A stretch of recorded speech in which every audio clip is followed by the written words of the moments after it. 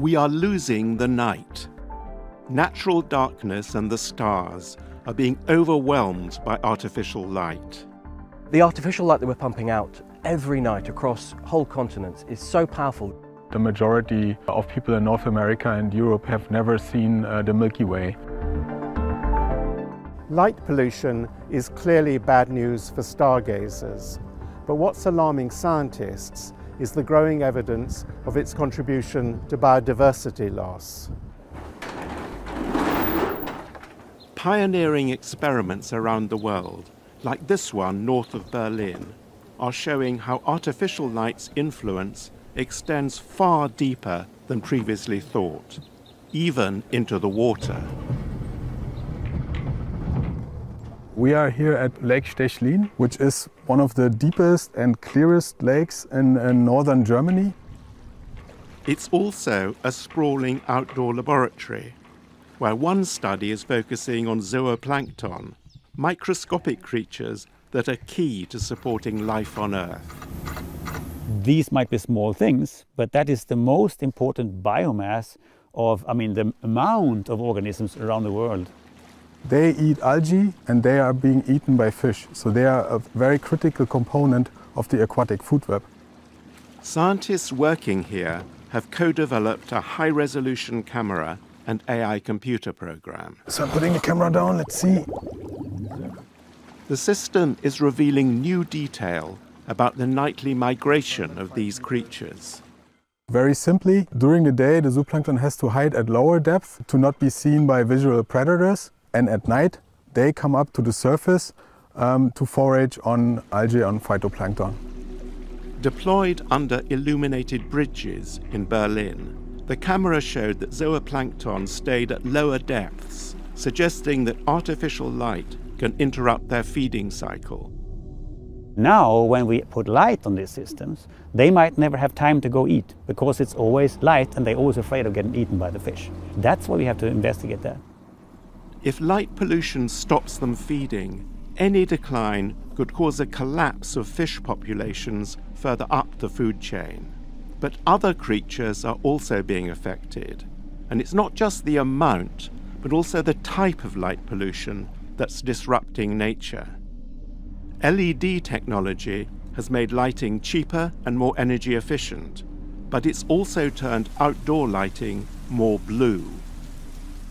Visual ecologists at the UK's Exeter University have computer modelled the way some insects see the world. And from that point of view, blue light in particular is blinding, blurring natural rhythms of day and night. So the problem is not LEDs per se. What we've done is use LEDs to produce white lights. What that does is introduce a lot more blue wavelengths into the environment. And many of these biological processes are very sensitive to the blue emissions. The effect on pollinating moths is a particular concern. Often overlooked in favour of bees, populations of these key fertilisers of crops and other plants are in critical decline. Much of the food we eat depends on a pollinator coming, moving pollen between flowers, and moths in particular. Their long tongues allow them to get into some flowers more easily than other insects. Also, moths fly long distances, and in an increasingly fragmented habitat where the patches of wildflowers might be further and further apart from one another, maintaining these long distance links between flower populations can only be done by insects that can fly long distances. In fields around Exeter University's Cornwall campus, experimental chambers and traps are set to see how captives react to different light in the real world. Well, most of our moths are nocturnal, so light pollution is going to hugely change the way that they see the world. So they've evolved to behave under conditions like moonlight and starlight, and the spectra of the different lights that we're showing them are completely different. One experiment is designed to see how different coloured lights might warp a moth's perception of camouflage. Another is testing an extraordinary computer model prediction that lower levels of one particular light can make certain flowers suddenly invisible to moths. The project has some way to go before results are published, but there's also a common practical goal. We can create lots of different types of artificial light, street lights, for example, that give off different wavelengths. So our hope is that we can find types of light, types of spectra, wavelengths, that do less harm to the environment. Back in Germany, in the countryside west of Berlin, trials of new street lighting, specifically tuned and directed not to attract flying insects, have produced stunning results. It's huge.